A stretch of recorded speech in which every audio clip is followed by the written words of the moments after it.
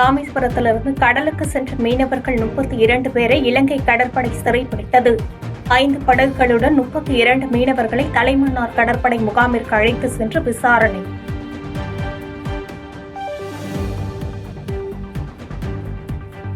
தமிழ்நாட்டிற்கும் தமிழக மக்களுக்கும் வேட்டு வைக்கும் திட்டம்தான் தேசிய கல்விக் கொள்கை. 10,000 கோடி ரூபாய் தந்தாலும் கையெழுத்து போட மாட்டேன் என்று முதலமைச்சர் மு.க. ஸ்டாலின் திட்டவட்டம். படிச்சு முன்னேற நினைக்கிறவங்களை மீண்டும் அதை நோக்கி தள்ள பார்க்கிறாங்க. இதையெல்லாம் பார்த்துத்தான் தேசிய கல்விக் கொள்கையை ஏற்க மாட்டோம்னு உறுதியா சொல்றோம். இந்த திட்டத்துல கையெழுத்து போட்டாதான் 2,000 கோடி ரூபாய் கிடைக்கும். 10,000 கோடி ரூபாய் பணம் கிடைக்கும் சொன்னாலும் நாங்கள் கையெழுத்து போட மாட்டோம்.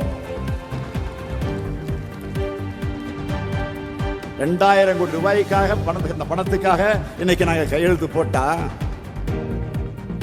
என்ன ஆகும்? கொஞ்சம் சிந்திச்சு பாருங்க. 2000 ஆண்டுக்கு பின்னோக்கி நம்ம தமிழ் சமுதாயம் போயிடும்.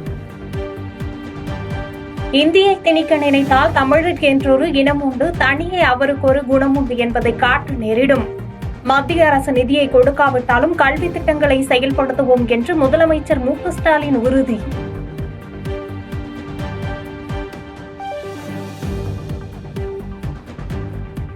ராகுல் காந்தி பெரியாரின் பேரனாக செயல்பட்டு வருவதாக திமுக எம்பி ஆர். ராசா புகழாரம். மத்திய அரசை எதிர்க்க மீண்டும் பெரியார் வழியை எடுக்க வேண்டிய தேவையை உருவாக்கி உள்ளது என்றும் பேச்சு.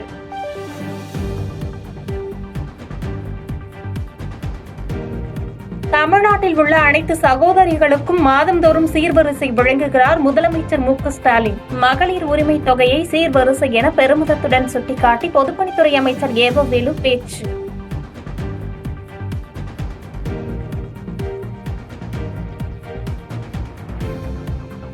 மக்கள் மனதார நேசித்து அப்பா என அழைக்க செயலி தேவையில்லை, நல்லாட்சி கொடுத்தாலே போதும்.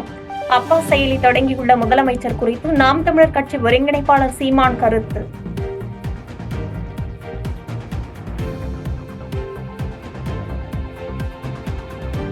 களக்காடு முண்டந்துறை புலிகள் கணக்கெடுப்பில் வனத்துறையினரோடு நடுநிலையாளர்களும் பங்கேற்க வேண்டும். மாஞ்சோலை தேயிலை தோட்ட தொழிலாளர்கள் விவகாரத்தை சுட்டிக்காட்டி புதிய தமிழகம் கட்சித் தலைவர் கிருஷ்ணசாமி கோரிக்கை.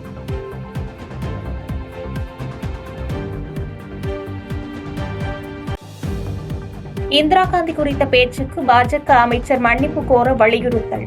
ராஜஸ்தான் சட்டப்பேரவைக்குள் 2வது நாளாக நீடித்த காங்கிரஸ் எம்எல்ஏக்களின் தர்ணா போராட்டம்.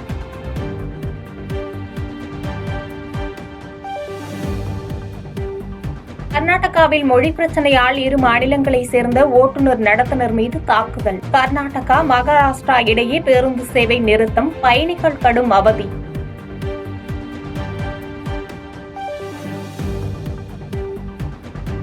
அசாம் மாநிலம் கவுகாத்தியில் பிரதமர் மோடி பங்கேற்கும் விழா. நிகழ்ச்சிக்காக ஏராளமான கலைஞர் பாரம்பரிய நடனமாடி ஒத்திகை.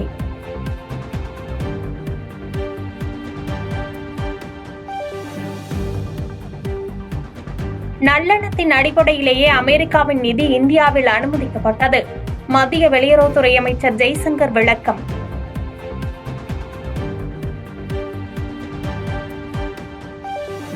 அமெரிக்க தேர்தல் நடைமுறைகளுக்கு இந்தியா நிதியுதவி செய்யலாம் என அதிபர் டிரம்ப் பேச்சு. அமெரிக்க பொருட்களுக்கு அதிக வரி விதித்து இந்தியா பயனடைவதாகவும் விமர்சனம்.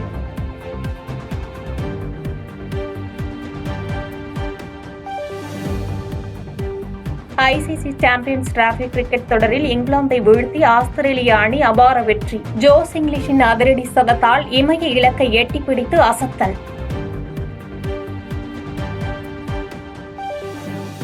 சாம்பியன்ஸ் டிராபி கிரிக்கெட் தொடரின் இன்றைய போட்டியில் இந்தியா பாகிஸ்தான் பல பரீட்சை. துபாய் மைதானத்தில் நடைபெறும் போட்டி இன்று மதியம் 2:30 மணிக்கு தொடங்க உள்ளது. பாதகம் செய்பவரை கண்டால் நாம் பயம் கொள்ளலாகாது பாப்பா. மோதி மிதித்துவிடு பாப்பா, அவர் முகத்தில் உமிழ்ந்துவிடு பாப்பா. அண்மை செய்திகளை உடனுக்குடன் தெரிந்து கொள்ள இணைந்திருங்கள் எம் நாடு தொலைக்காட்சியுடன்.